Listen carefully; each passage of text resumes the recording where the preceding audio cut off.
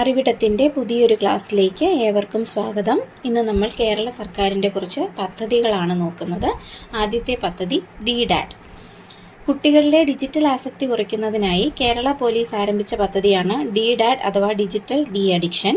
18 വയസ്സുവരെയുള്ളവർക്ക് സൗജന്യ കൗൺസിലിംഗ് നൽകി ഡിജിറ്റൽ ആസക്തിക്ക് പരിഹാരം കാണുക എന്നതാണ് പദ്ധതിയുടെ ലക്ഷ്യം.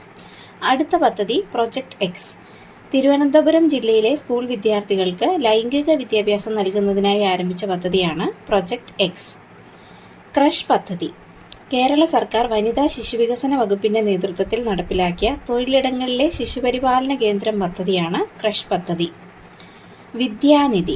കുട്ടികളിൽ സമ്പാദ്യശീലം വളർത്തുക, പഠനാവശ്യങ്ങൾക്ക് ആ തുക ഉപയോഗിക്കാൻ പ്രാപ്തരാക്കുക എന്നീ ലക്ഷ്യങ്ങളോടെ 7 മുതൽ 12 വരെയുള്ള ക്ലാസ്സുകളിലെ കുട്ടികൾക്കായി കേരള ബാങ്ക് ആരംഭിച്ച പദ്ധതിയാണ് വിദ്യാനിധി. കൂട്ട്. മൊബൈൽ ഫോണിന് അടിമപ്പെടുന്ന കുട്ടികളെ നേർവഴിക്ക് നയിക്കാൻ കേരള പോലീസ് ആരംഭിച്ച പദ്ധതിയാണ് കൂട്ട്. അടുത്തത് ഭാസുര. ഗോത്രവർഗ മേഖലയിൽ ഭക്ഷ്യഭദ്രത ഉറപ്പുവരുത്തുന്നതിനും ഭക്ഷണ ആവശ്യങ്ങളെക്കുറിച്ച് ഗോത്ര ജനതയെ ബോധവൽക്കരിക്കുന്നതിനുമായി സംസ്ഥാന ഭക്ഷ്യ കമ്മീഷൻ രൂപം നൽകിയ ഗോത്രവർഗ വനിതാ ഭക്ഷ്യഭദ്രതാ കൂട്ടായ്മയാണ് ഭാസുര. സ്നേഹയാനം. ഭിന്നശേഷിക്കാരായ കുട്ടികളുടെ അമ്മമാർക്ക് സൗജന്യമായി ഓട്ടോ നൽകുന്ന പദ്ധതിയാണ് സ്നേഹയാനം. നിനവ്. കുട്ടികൾക്കിടയിലെ ആത്മഹത്യ കുറയ്ക്കാൻ വനിതാ ശിശുക്ഷേമ വകുപ്പ് ആരംഭിച്ച പദ്ധതിയാണ് നിനവ്. കാതോർത്ത്. വനിതാ ശിശുവികസന വകുപ്പിൻ്റെ നേതൃത്വത്തിൽ ഗാർഹിക സ്ത്രീധന പീഡനങ്ങൾ ഉൾപ്പെടെ സ്ത്രീകൾ നേരിടുന്ന വിവിധ പ്രശ്നങ്ങൾക്ക് ഓൺലൈൻ കൗൺസിലിംഗ് നൽകുന്ന പദ്ധതിയാണ് കാതോർത്ത്. ദേവഹരിതം.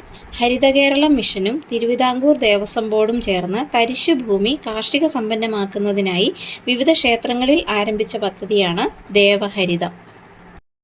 അടുത്ത പദ്ധതി പൊൻവാക്ക്. പൊതുജന പങ്കാളിത്തത്തോടെ ശൈശവ വിവാഹം പൂർണ്ണമായും ഇല്ലാതാക്കുക എന്ന ലക്ഷ്യത്തോടെ കേരള സംസ്ഥാന വനിതാ ശിശുവികസന വകുപ്പ് ആരംഭിച്ച പദ്ധതിയാണ് പൊൻവാക്ക്.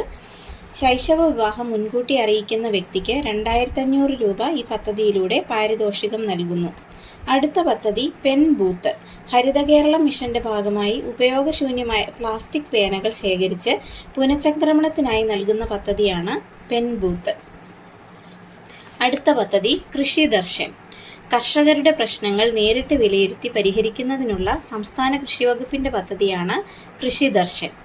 ആരാമം ആരോഗ്യം. ലോക പരിസ്ഥിതി ദിനത്തിൻ്റെ ഭാഗമായി ആയുഷ് വകുപ്പിന് കീഴിൽ മഹാത്മാഗാന്ധി ദേശീയ തൊഴിലുറപ്പ് പദ്ധതിയുടെ സഹകരണത്തോടെ ഔഷധ സസ്യങ്ങളെ സംബന്ധിച്ച അവബോധം വർദ്ധിപ്പിക്കുന്നതിന് ആരംഭിച്ച പദ്ധതിയാണ് ആരാമം ആരോഗ്യം. ഞങ്ങളും കൃഷിയിലേക്ക്.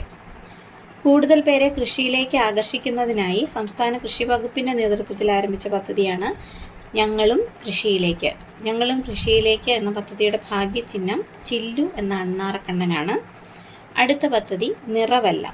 ഓണക്കാലത്ത് പച്ചക്കറികൾ സുലഭമായി ലഭ്യമാക്കുന്നതിനായി സംസ്ഥാന പട്ടികവർഗ വികസന വകുപ്പിൻ്റെ നേതൃത്വത്തിൽ ആരംഭിച്ച പദ്ധതിയാണ് നിറവല്ല.